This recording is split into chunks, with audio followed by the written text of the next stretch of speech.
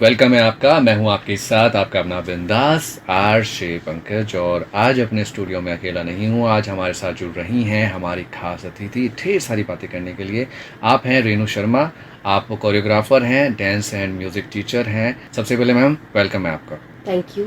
सबसे पहले हरे कृष्णा, नमस्कार मेरे श्रोताओं को। आपके सफ़र के बारे में जानना चाहेंगे, आपकी जर्नी के बारे में जानना चाहेंगे। कोरियोग्राफी आप करते हैं, डांस एंड म्यूज़िक टीचर हैं। कैसे कब से चला आ रहा है उसके बारे में थोड़ा बताएं। एक्चुअली बचपन से ही मुझे डांस करने का बहुत ज़्यादा शौक अच्छा। था। तो कोई भी घर में प्रोग्राम होता था तो उसमें सबसे ज़्यादा मैं ही डांस करती थी और बहुत मज़े आते थे मुझे। और फिर मैंने धीरे धीरे कॉलेज में स्टेज परफॉर्मेंसेस करी, जैसे कि कोरियोग्राफी करते थे हम लोग। वहाँ से कोई भी बाहर प्रोग्राम जाता था तो वहाँ पे मैं ही कोरियोग्राफ करती थी सारे स्टेज प्रोग्राम्स जो भी होते थे। तो ऐसे धीरे धीरे मेरा इंटरेस्ट जो है बढ़ता चला गया। हमारा उस टाइम पे जो है लखनऊ दूरदर्शन पे प्रोग्राम आया तो उसके लिए मुझे बहुत अच्छा लगा। वो भी मैंने ही कोरियोग्राफ किया था पूरा का पूरा।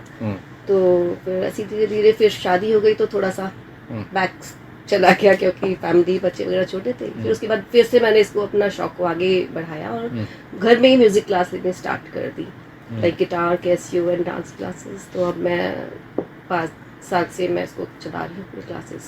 क्या बात। तो अभी कहाँ पर मतलब आप ये डांस क्लासेस देते हैं? अपने घर पे देती हूँ, मयूर विहार शास्त्री नगर में। Okay okay okay. तो किस तरीके की फॉर्म्स आप यहाँ पर सिखाती हैं बच्चों को, या जिनको भी आप सिखाती हैं? मेरा हर टाइप की फॉर्म्स होती हैं, like Bollywood, semi classical, Punjabi, all type forms मेरा सब चलता है। जिस टाइप की डिमांड होती है वो मैं सिखा देती हूँ। आपने शुरू में जब हमने बातें करनी शुरू की तो हरे कृष्णा से आपने शुरू किया एंड इस्कॉन से भी आप जुड़ी हुई हैं। थोड़ा इसके बारे में भी बताएं आप। एक्चुअली मुझे इस्कॉन फॉलो करते हुए 10 इयर्स हो गए हैं। तो वहाँ पे बहुत अच्छा एक्सपीरियंस रहा है मेरा। तो मेरी दीदी थी, उसके थ्रू ही मैं इसको फॉलो कर पाई। उसने मुझे बताया ऐसे ऐसे यहाँ पे जन्माष्टमी का बहुत बड़ा प्रोग्राम हो रहा है, रेणु फटाफट से आ जाओ, हम वहाँ चलेंगे। वहाँ पता चला वो इस्कॉन का प्रोग्राम हो रहा था। तो वहाँ पे इतनी अच्छी फीलिंग आई मुझे कि बस बहुत ही ज्यादा, मतलब मन खुश, आनंद हो गया, जैसे कहते हैं ना, बिल्कुल ही फीलिंग। फिर धीरे धीरे हम लोग इस्कॉन वहाँ पे जाते रहे, सेंटर पे जाते रहे, वहाँ पे क्लासेस होती थी। क्लासेस से बहुत कुछ सीखने को मिला। फिर तो बस एक जर्नी वहाँ से स्टार्ट हुई हमारी। तो अब मुझे 10 साल हो गए इस चीज़ को जो फॉलो करते हुए। मैम हर बच्चे को, मतलब ये पुराने टाइम में चले जाएं या अभी करंट के टाइम में भी चले जाएं, हर बच्चे को यही कहा जाता था कि तुम्हें डॉक्टर बनना है, इंजीनियर बनना है, ये बनना है, वो बनना है। एक्स्ट्रा कुछ भी कहा जाता था तो उसके लिए उसे पेरेंट्स को समझाना पड़ता था कि नहीं ये ठीक है, मैं कर सकता हूँ। तो ऐसा कुछ टाइम फेस किया है आपने भी? हाँ, डांस को बहुत ज़्यादा पेरेंट्स बहुत ईजी लेते थे। ऐसा लगता था उन्हें कि जैसे कि कुछ टैलेंट ही नहीं है, ये तो बस आगे पीछे इधर काम निपटाया, उधर डांस कर लिया, इधर कर लिया, उधर डांस कर लिया। और मेरी मम्मी तो स्पेशली जब भी मैं डांस करती थी तो तब उस वक्त जरूर मुझे काम बताती थी, तो मैं इरिटेट हो जाती थी लिटरली। फिर बस, लेकिन आगे आगे मुझे तो करना था, तो आगे मैं कंटिन्यू करी। फिर फैमिली से सपोर्ट मिला तो मैं कर पाई आगे कंटिन्यूस। आपने दूरदर्शन के बारे में बताया कि वहाँ पर भी आपने परफॉर्म किया, कैसे वो सब संभव हुआ उसके बारे में थोड़ा बताएं, कैसे वो हुआ? वो मैं आरजी डिग्री कॉलेज में हम लोग पढ़ते थे, मैं एमए कर रही थी उस टाइम पे। हमारे कॉलेज की तरफ से ही लखनऊ दूरदर्शन की तरफ से एक टीम आई, तो वहाँ पे सिलेक्शन हुआ हमारा। होली का प्रोग्राम था, वो तो पूरी ट्रेन गई थी भर के कॉलेज से। तो वहाँ पे हमने परफॉर्म किया तो बहुत मज़ा आया, बहुत ही अच्छा एक्सपीरियंस था। उस टाइम पे जो है एक पूरे मोहल्ले के लोगों को बिठा के टीवी पे प्रोग्राम जब हमने प्रेजेंट किया तो सबको लगा वाह टीवी पे आ रहे हैं। तो अच्छा एक्सपीरियंस था उस एक टाइम पे। अब म्यूजिक से जुड़ी बातें हमें आपके बारे में पता चली हैं कि आप जब भी काम करते करते भजन बना लेती हैं। क्या है ये, मतलब सच है? एक्चुअली थोड़े बहुत मैं कर लेती हूँ। मुझे लिरिक्स जो है, कोई गाना इधर बच्चों के रूम से मैं सुन के आती हूँ और किचन में काम कर रही होती हूँ, तो मेरे मन में उस रिदम पे ना भगवान से रिलेटेड मैं भजन बना पाती हूँ। कुछ सुनना चाहेंगे? कुछ हो जाए। एक मैं आपको उसमें से सुनाती हूँ। आपने सॉन्ग सुना होगा, ओ जाना ओ जाना। तो मैंने बनाया है, ओ काना ओ कान्हा मुरली जरा बजाना, नयन कजरारे केश घुंघराले उस पे तेरा ये मुस्कुराना, ओ कान्हा। मतलब आप हर सॉन्ग का बना लेते हैं? ऑलमोस्ट, मतलब मुझे आ जाते हैं वर्ड्स में, हालांकि मैं भूल भी जाती हूँ कि मैंने क्या बनाया। फिर मैं नोट करती हूँ उसे काम करते करते, तो अच्छा हो जाता है ऑलमोस्ट। घर में सुनाती हूँ तो सब लोग तो मजे में लेते हैं इस चीज को। एक तो मैं इस्कॉन से रिलेटेड हूँ, तो हर चीज मेरी, कोई भी चीज जाती है ना वो कृष्ण तक जाती है। कुछ भी चीज होती है, मेरी जर्नी जो है, जो भी मैं कर रही होती हूँ वहां से लेके कृष्ण तक है, सब कुछ रिलेट मैं वहीं से ही कर पाती हूँ। नहीं मैम, अच्छा भी है, कहीं ना कहीं एक पॉजिटिव वाइब अंदर क्रिएट करते हैं। आजकल लोग टेंशन में इतना ज्यादा हो रखे हैं, तो कुछ ऐसा तो पकड़ना पड़ेगा अभी जो पॉजिटिव एनर्जी हर मिनट हर सेकंड देते रहे। वो बहुत ज्यादा जरूरी है। आजकल लोग इतने डिप्रेस्ड हैं, इतना ज्यादा चल रहा है सब कुछ चारों तरफ, इतनी चीजें आप देख ही रहे हैं कि हाँ सब जगह क्या क्या हो रहा है।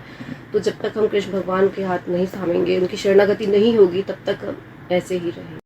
डांस को, म्यूजिक को एक थेरेपी के तौर पर भी देखा जाता है कि अगर आप टेंशन में हैं, अगर आप सैड हैं, तो डांस कर लें या गाना गुनगुना लें तो रिलीज हो जाता है। कितना सच मानते हैं आप? 401%। मेरे तो हैप्पीनेस का रीजन ही यही है, और मैं तो सबको यही एडवाइस करूंगी कि कोई भी अगर डिप्रेशन में है, कोई भी टेंशन है, तो उठे और डांस कर दे। गाना चलाए और राइट लेफ्ट सीधा डांस। तो उससे सारी प्रॉब्लम्स दूर होती हैं। मेडिसिन में सारी चीज़ें, थेरेपी है ये 101%। अच्छा, आप डांस सिखाते हैं तो किस एज ग्रुप वालों को डांस सिखाना सबसे ज़्यादा टफ लगता है? एंड यस, किस एज ग्रुप वालों को डांस सिखाना सबसे इजी लगता है? मैं छोटे बच्चे से डील करती हूँ, लाइक 4 इयर्स से लेके बड़ों तक करती हूँ। तो टफ तो यही है कि सबसे छोटे बच्चे को भी बहुत टफ होता है, और सबसे जो सीनियर लोग होते हैं उनको भी बहुत टफ होता है। थोड़ा हॉबी के बारे में आपके जानना चाहेंगे? नहीं, मेरी बहुत सारी हॉबीज हैं, तो एक तो मैं कह ही नहीं सकती। म्यूजिक तो है ही, साथ में मेरे को नेचर से जुड़ना बहुत पसंद है। प्लांट्स वगैरह मेरे को घर में बहुत पसंद है होना, और मैं बहुत टाइम स्पेंड करती हूँ अपने प्लांट्स के साथ, नेचर के साथ। उनके साथ भी मैं बहुत खुश रहती हूँ। और बाकी बच्चों के साथ मैं बैडमिंटन खेलती हूँ, वो मेरे को बहुत पसंद है। बच्चों के साथ खेलना मुझे बहुत पसंद है। थोड़ा सा आपका टाइम मैनेजमेंट आप बताएं। देखिए, आप डांस भी सिखाते हैं, म्यूजिक भी सिखाते हैं, और सभी चीज के लिए ना एक जो घर पे रहती हैं माताएं, हम कह सकते हैं, उनको सभी चीजें देखनी पड़ती हैं। तो किस तरीके से आप टाइम मैनेजमेंट करते हैं कि इस चीज के लिए ये समय, इस चीज के लिए ये समय, ऐसा कुछ? ये तो मैं जरूर बताऊंगी, क्योंकि टाइम मैनेजमेंट, क्योंकि बहुत सारी हॉबीज हैं, बहुत सारी चीजें मुझे करनी होती हैं, तो टाइम मैनेजमेंट भी ऑब्वियसली करना ही चाहिए। तो एक तो ना, सभी आजकल लेडीज यही कहती है कि नहीं, हमें आप वॉक कर लेते हो, आप योगा कर लेते हो, आप म्यूजिक कर लेते हो, आपके पास टाइम कहाँ से आता है? हम लोग तो टाइम ही नहीं निकाल पाते। मैं चाहती तो हूँ करना योगा, लेकिन मैं नहीं निकाल पाती टाइम, क्योंकि मुझे इतना कुछ देखना। सुबह होते ही मेरे साथ बच्चों के घर के काम शुरू हो जाते हैं, मॉर्निंग में योगा करते हो, तो मैं कैसे करूँ? ठीक है ना। तो लेकिन बहुत जरूरी है लेडीज के लिए कि मॉर्निंग का टाइम 10 मिनट चाहे अपने लिए डेली निकाले ही निकाले। उसके बाद जरूरी नहीं है हम पूरे दिन में, अगर इतनी सारी हॉबीज है तो हम एक ही दिन में फिनिश करें। आप बैलेंस कर सकते हैं, वीक में आप पूरा स्केड्यूल बना सकते हैं कि आज ये करना है, आज ये करना है, आज ये करना है, थोड़ा थोड़ा करना है। और वॉक तो बहुत ही जरूरी है लेडीज के लिए, योगा के लिए डेली करें ही करें। मैम, क्योंकि हमारे साथ कुछ यंगस्टर्स भी जुड़े रहते हैं जो डिफरेंट फील्ड्स में अपना करियर देखते हैं। बात करें डांस की, बात करें म्यूज़िक की, जो करियर इसमें अपना देखते हैं या जाना चाहते हैं, क्या आप टिप्स एंड ट्रिक्स उनको बताते हैं या बताना चाहेंगे? डांस एक बहुत अच्छा फील्ड है, तो अगर आप इसमें करियर भी बना सकते हैं तो आजकल बहुत है। सब लोग, हर जगह डांस की डिमांड होती है। इवेंट मैनेजमेंट इवेंट होते हैं, शादी वगैरह होती हैं, उसमें भी डांस की रिक्वायरमेंट होती है। हर जगह आजकल तो डांस की रिक्वायरमेंट होती है, पार्टीज वगैरह। तो सभी, और सबसे बड़ी बात, ये हेल्थ के लिए भी बहुत अच्छा होता है, और करियर के लिए ऑब्वियसली अच्छा होता ही है। तो सभी आगे से बढ़े, करियर बनाए, कोई प्रॉब्लम नहीं। एक स्टेप बाय स्टेप अगर समझना चाहें तो किस तरीके से समझा जा सकता है कि इसमें जाया जाए और करियर बना लिया जाए? सबसे पहले तो अगर आपको करना है तो फिर आप घर से तो स्टार्ट करिए जी, और बाकी जहाँ जहाँ पॉसिबिलिटीज है वहाँ आगे बढ़िए। जैसे अभी आप भी सिखाते हैं डांस, कोई अभी हमारा लिसनर है उसी साइड का हो, या कोई बच्चा हो जो आके आपसे जुड़ना चाहे, सीखना चाहे, तो लोकेशन और थोड़ा कांटेक्ट अगर आप चाहें बताना तो प्लीज़ बताइए। हाँ बिल्कुल, मैं क्लासेस लेती हूँ शास्त्री नगर मयूर विहार में, और वहीं पे घर पे 42/1 पे मेरी क्लासेस चलती हैं। आप मुझसे कांटेक्ट कर सकते हैं, 9319300698 मेरा फ़ोन नंबर। आप इस पे कांटेक्ट कर सकते हैं। आइए, डांस सीखिए, एंजॉय करिए, लाइफ को जिए। तो मैम, इतना सब कुछ आप सिखाते हैं, डांस, कोरियोग्राफी, म्यूज़िक। अभी कुछ बच्चे हैं, कुछ क्वेरी करना चाहते हैं, आपके साथ जुड़ना चाहते हैं, क्योंकि सोशल मीडिया पर जुड़कर बात करना और भी ज़्यादा ईजी हो जाता है। तो प्लीज़ अपने सोशल मीडिया अकाउंट्स के बारे में बताएं ताकि आपसे जुड़े लिसनर।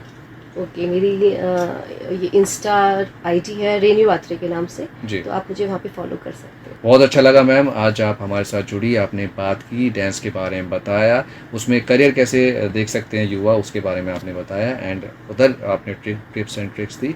अभी चलते चलते हमारे श्रोताओं के लिए, हमारे लिसनर्स के लिए कोई मैसेज आपकी ओर से हम ज़रूर लेना चाहेंगे। ओके, मैं लेडीज़ के लिए सबसे पहले ये मैसेज देना चाहती हूँ कि वो अपने स्वास्थ्य का बहुत ज़्यादा ध्यान रखें, क्योंकि स्वास्थ्य अगर अपना ठीक है तो वो तभी औरों का ध्यान रख पाएंगी। सही बात। तो सेकेंडली ग्रीनरी, जी। हरियाली कर लगाइए, प्लांट्स लगाइए ज़्यादा से ज़्यादा, और उसमें भी आपको बहुत अच्छा सुकून मिलता है। जहाँ अगर आपको सुकून चाहिए तो आपको हरियाली के पास जाना पड़ेगा, प्लांट्स लगाइए। उम्मीद है ये प्रोग्राम आपको अच्छा लगा होगा। आप अपने जो है रिव्यू या कहीं आप शो से जुड़ी जो भी बातें हैं आप जाकर हमें बता सकते हैं हमारे सोशल हैंडल्स पर। बाकी कुछ बातें मैं भी आपसे कहकर जाता हूँ, हर बार कहकर जाता हूँ कि आप अपना ख्याल रखिए, अपने आसपास साफ सफाई बनाकर रखिए, पेड़ पौधे लगाइए, हरियाली फैलाइए, पानी को बचाइए। घर से जब भी निकलते हैं और निकलते हैं टू व्हीलर से तो प्लीज़ हेलमेट को लगा लिया कीजिए, ट्रैफिक रूल्स फॉलो किया कीजिए। फोर व्हीलर से जाते हैं तो सीट बेल्ट को लगाया कीजिए। बाकी हंसते रहिए, मुस्कुराते रहिए।